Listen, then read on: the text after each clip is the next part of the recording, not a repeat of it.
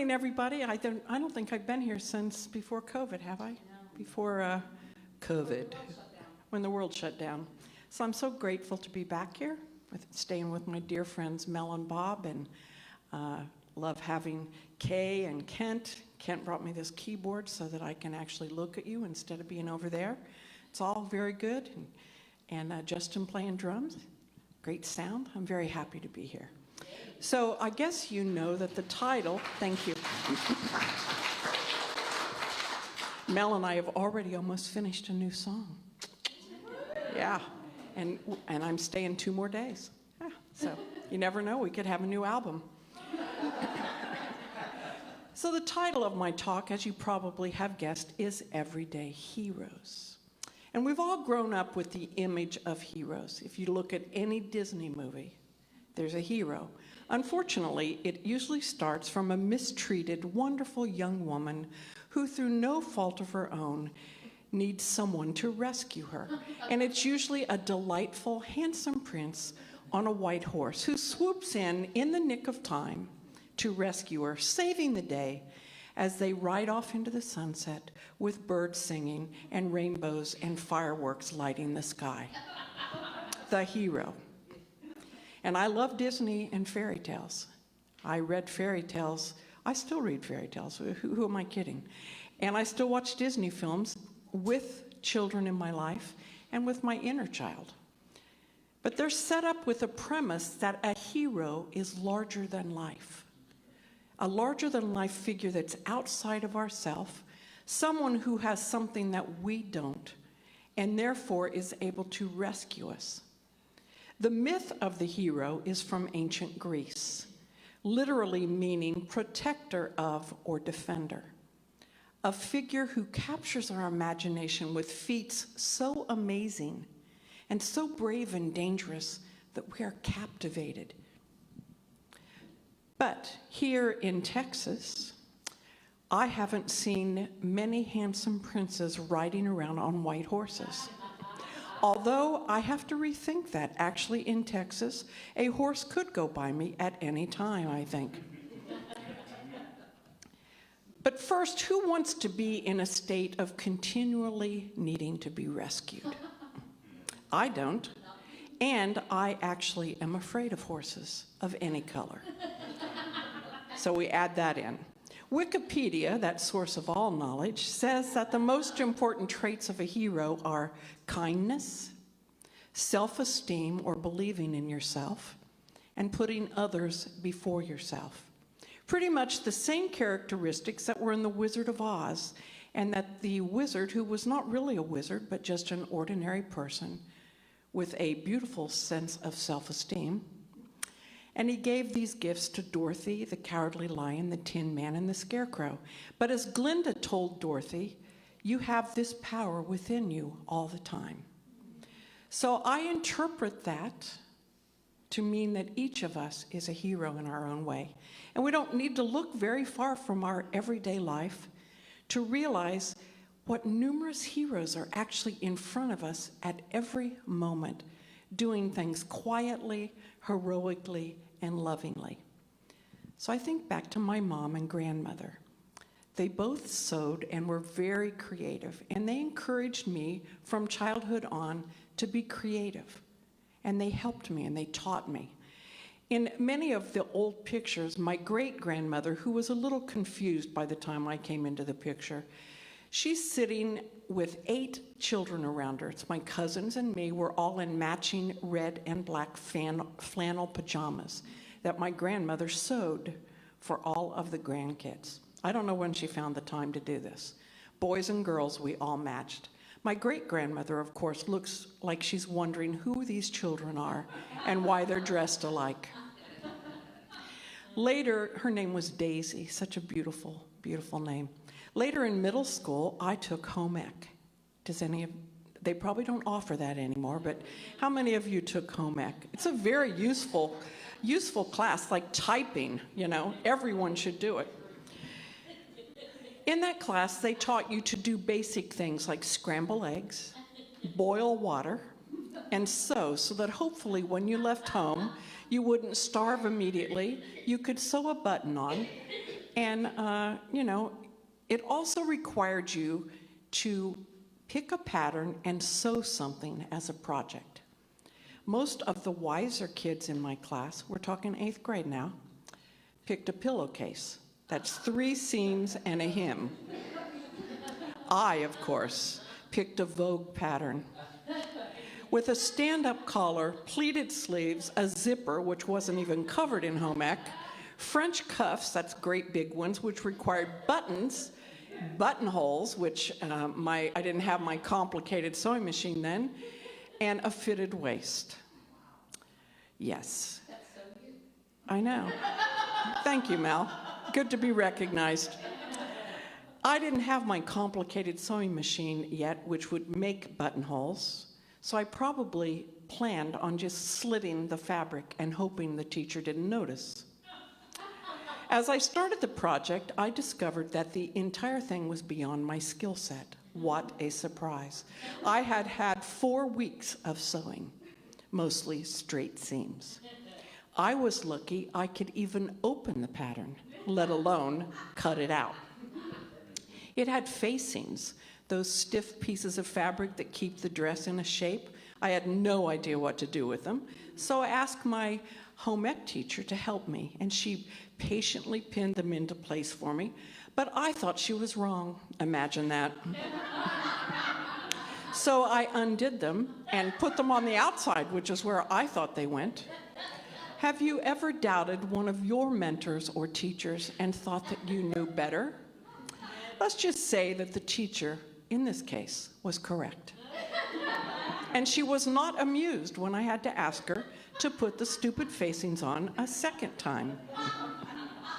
So because I had a big dream, an unrealistic dream, which I wasn't aware of because I had self-esteem, no problem, but I had a limited toolkit, my assembled dress was lopsided, the facings obviously were messed up, the sleeves were crooked, the zipper was uneven, it had no buttons or buttonholes, and the hem was crooked. So it was asymmetrical before that was cool. I was a trendsetter, and I viewed this as complete success in my eyes. It resembled a dress if you held it at arm's length and squinted your eyes. I proudly showed my finished project to my mom and grandmother, who gently pointed out areas where I might make some improvement. Have any of your heroes or teachers ever pointed out areas in your life where you might think about it a different way? Have you ever resisted that suggestion? I informed my mother and grandmother that this was good enough, and I was wrong. Mom and Nanny stayed up all night undoing my mistakes. My dress, after they finished with it, was dazzling. When I came home from school that day, I told them proudly that we got an A. They were not amused. But they were my quiet heroes, picking up the pieces and making sure that I was successful if I put any effort into it. Have you ever had a hero who has picked up the pieces around your life, even if they did it quietly? I hope that I thanked my mother and grandmother, but I was 12, so what are those odds? But it's never too late to offer gratitude, even though they're not on the same plane with me anymore. I can pay it forward to others.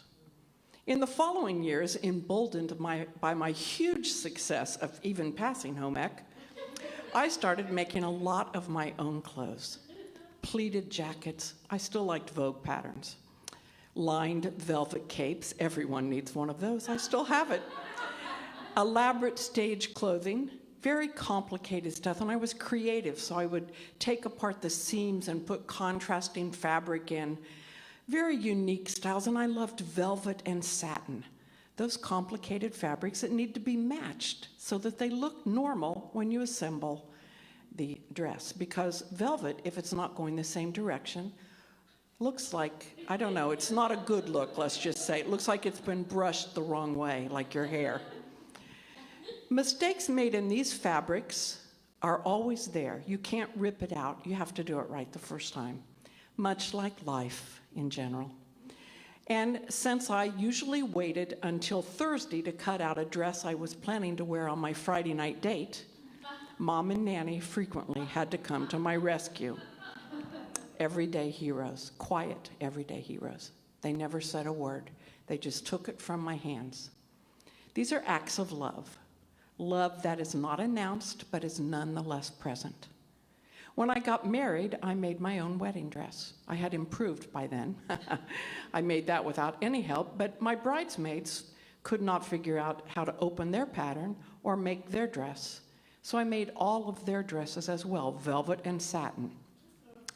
I wish I could say that I was a hero in this tale, but all of that sewing before my wedding was an act of insanity, not to be confused with an act of love. Because no one wants to change from an everyday silent hero into a grumpy martyr. It's not the same.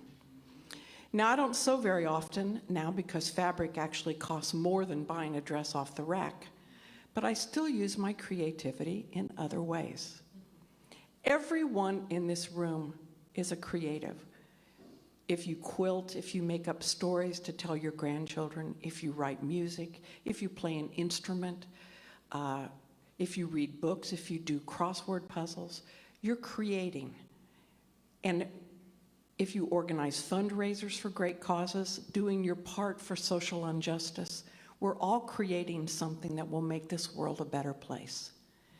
And when we create something, we toss it out into the world like seeds of dandelions, never knowing where it will land, whose life it will touch, if anyone will listen. You know, when I write a song, I never know where it will go, if anyone will hear it, use it, sing it, you know, care about it at all. And since CDs are apparently going out of favor, all of us artists have had to learn new ways to create. COVID actually almost put me onto a new path altogether because I had to learn so many new skills, starting with iMovie that almost made me weep. But I called in my teachers because there's always someone that will help you if you ask, and someone that's already figured it out and might be calmer than me trying to do a video. The first video I did, I think it took me 50 tries just to say my name. That is pathetic, okay? But I have gotten slightly better, and you know what? I am grateful that I can learn new things. Say that with me. I am grateful that I can learn new things. So if you're looking around and you're thinking back in your life for the heroes that have been in your life and are still in your life, literally everyone that we meet has some kind of impact on us, even if they stop to talk or they breeze by us as if we were invisible.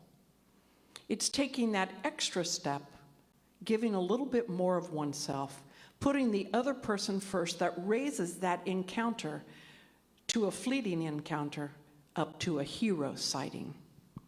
A hero could be that teacher that sees a child struggling and they spend a little extra time with them.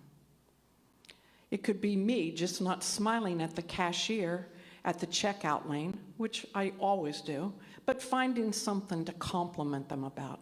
Wow, I love your hair, or that's a beautiful color on you. Who knows what their day has been like up until then? It could be having breakfast and giving a generous tip to the waitress. I've been a waitress. I know how thankless that sometimes seems.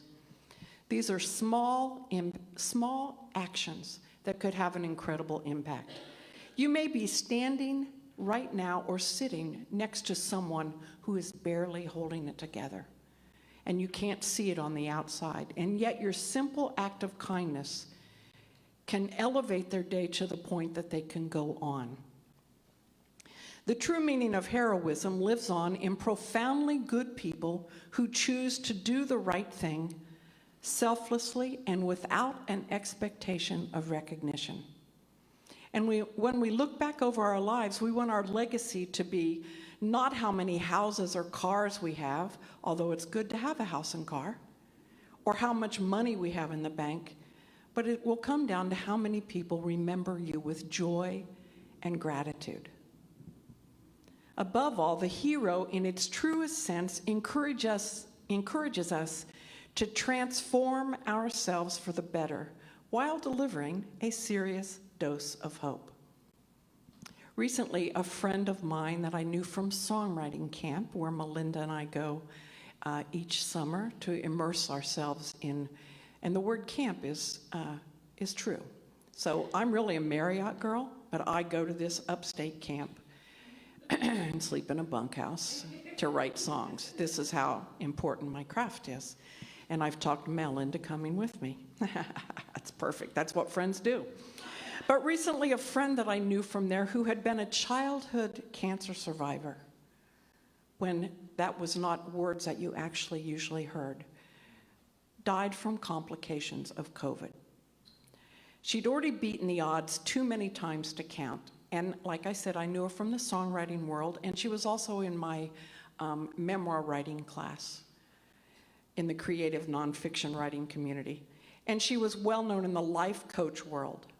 She intersected with hundreds or thousands of people, and she touched so many lives in positive ways. She was a hero, not just because she had lived so long with a terrible diagnosis and all of the ensuing complications, but because she lived her life so authentically and joyfully that everyone wanted to be around her. They wanted to call her friend. Don't each of us try to be a person that someone wants to be a friend to? Don't you want to draw friends to you that see the world as a beautiful place? And outside of our immediate life, the news is a little depressing. You know, if you look at that and you soak that in, it's hard to be optimistic. But heroes should be that beaming strip of light that tear open the darkness and remind us that even when we thought all was lost, there are still people we can turn to for guidance and hope. Profoundly good people who choose to do the right thing without an expectation, and in whom the true meaning of heroism lives on. So let's sit for a moment and think about the heroes that have been in our lives. They may have been there for a short period of time. They may be with you now. They may be on another plane of existence. They may be someone sitting beside you. That person, that hero, who made sure you went to school every day, even if you didn't want to. The person who reread their college algebra text so that they could help you with your homework. In fact, offer a prayer of gratitude to the people who even made you do your homework. That person who made sure you ate some vegetables, even if you stared at the carrots so long that they regrew a stem and you could have planted them out in the yard. The person who encouraged your creative outlets, who sat in your softball games, who sat by a swim meet watching you go back and forth across the pool. The ones that nurtured your passions, whether team sports or music lessons. The ones that listened to you, like my family did, play the same passage of a song 1,000 times until I got it. Or the saxophone or violin students where you had to sit in another room because let's just say when I was taking college and I was taking violin, they made you take 6 months of each instrument group. I believe it was at 8 in the morning. That's just unjust. Every violin was in a different key. We're playing Bluebells of Scotland, and I swear the teacher had bourbon in his coffee. I wished I'd had some. That was that painful. Those quiet, unassuming heroes, both male and female, who nudged and nurtured each of us just enough that we turned out to be the kind, amazing humans that are sitting here in this space today. We're each products of the heroes in our lives. And like my long ago sewing projects, which, I'm going to start quilting again. Why not? Quilt's usually a straight seam and there's no patterns. Each of us sews up our own personal story. It's unique and wonderful to look upon, like a tapestry. And we have the power to proclaim this tapestry beautiful, every part of it. So today, as I remember my ancestors, my family, my parents, all of those who have nurtured, mentored, taught, stood beside me any step of the way, all of the teachers, all of my friends, all of the challenging people who showed up in my life so that I could be a hero by just really keeping my mouth shut, which is difficult. I say thank you. Thank you for being my hero and allowing me at times to repay the favor. Thank you. And now we're going to go into a time of meditation.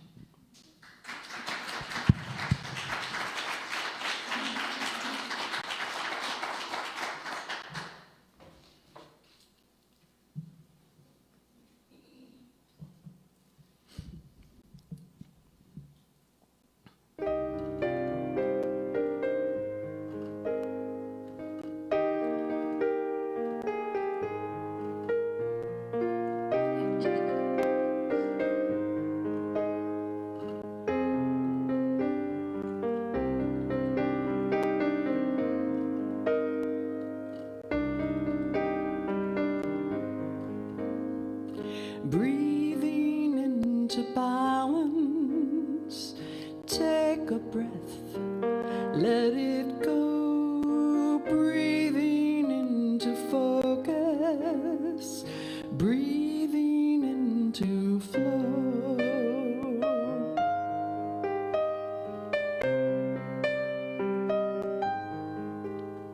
I close my eyes, let peace wash over me. Soft and slow, just breathe.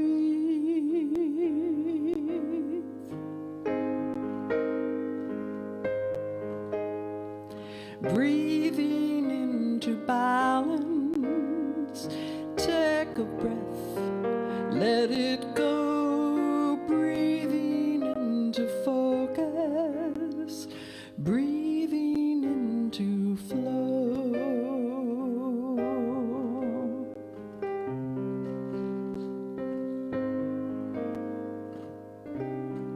I invite you to sit with your feet on the floor if that's comfortable for you, and your hands resting in your lap.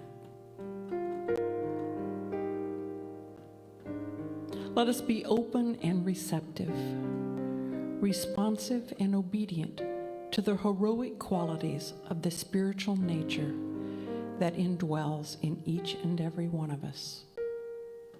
We're grateful for those amazing moments when we have somehow found the hero within each of us and let it shine forth.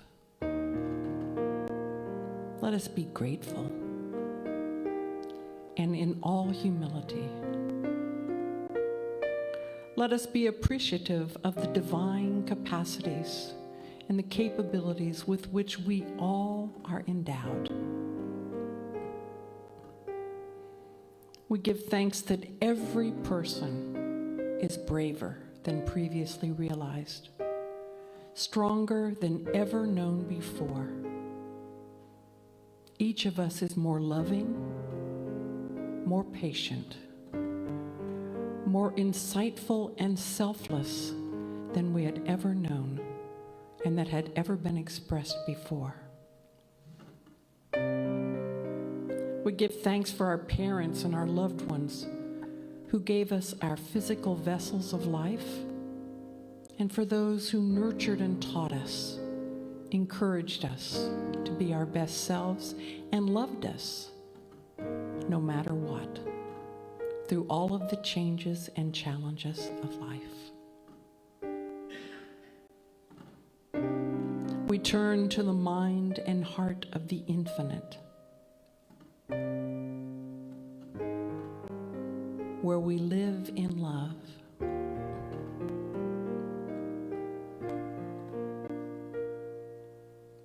Let us rest in the boundless spiritual consciousness that enfolds us, giving thanks for the helpers and teachers that inspire the heroism and loving kindness of humankind at its very best. As we pray for a moment in the silence of gratitude.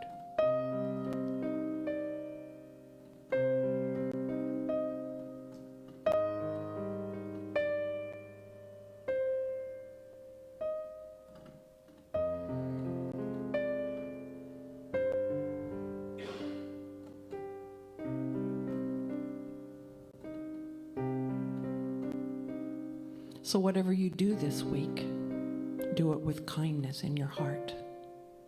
A kinder world starts with each of us, and no step taken in peace, no gesture offered in kindness will ever be too small.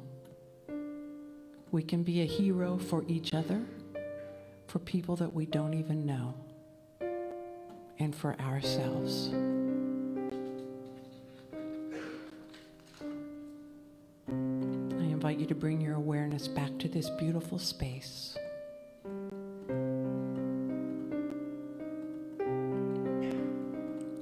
I close my eyes, let love wash over me. All is well, just breathe.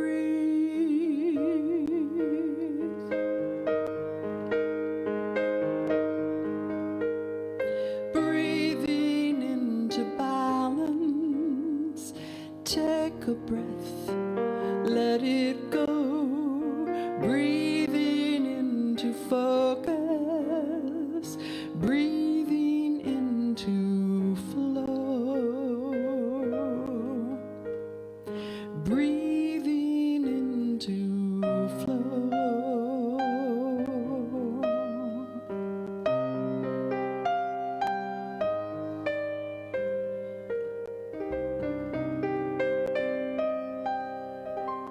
And so it is. And so we let it be.